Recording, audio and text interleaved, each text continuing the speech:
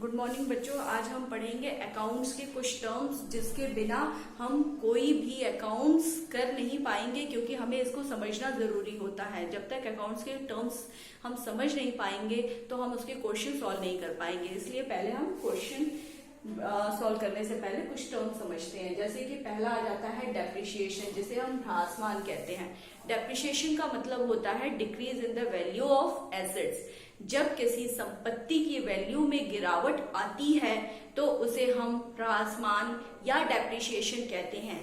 जैसे कि अगर आज मैं फ्रिज खरीद के लेके आ रही हूँ 15,000 का, तो उसकी जो वैल्यू है वो 4 साल बाद, 5 साल बाद 15,000 नहीं रहेगी, उसकी वैल्यू डिक्रीज हो जाएगी। जब मैं उसको बेचने जाऊंगी तो वो कितने में बिकेगा?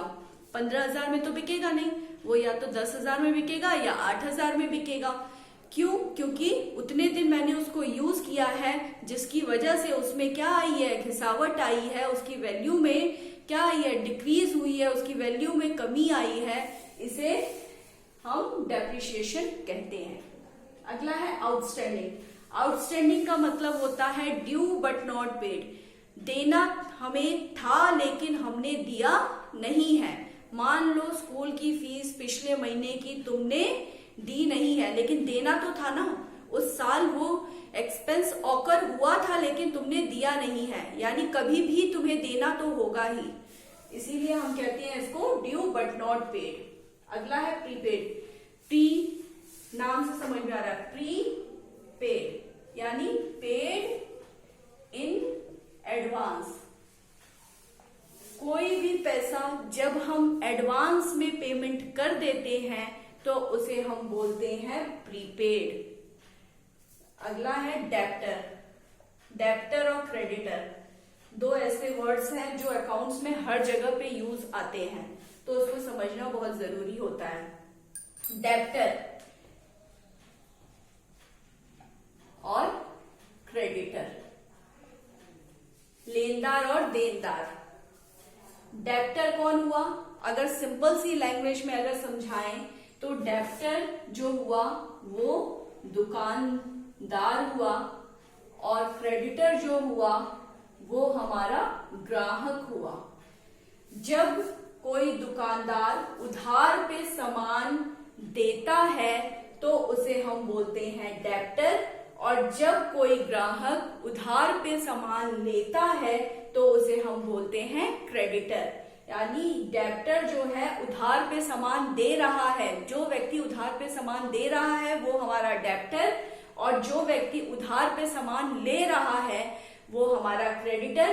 क्योंकि इसको पेमेंट करना है बाद में, इसलिए ये हमारा क्रेडिटर है, इसको पैसा मिलेगा इसलिए ये हमारी एसेट्स हो जाती है, और ये पैसा देगा इसलिए ये हमारी लायबिलिटी हो जाती है।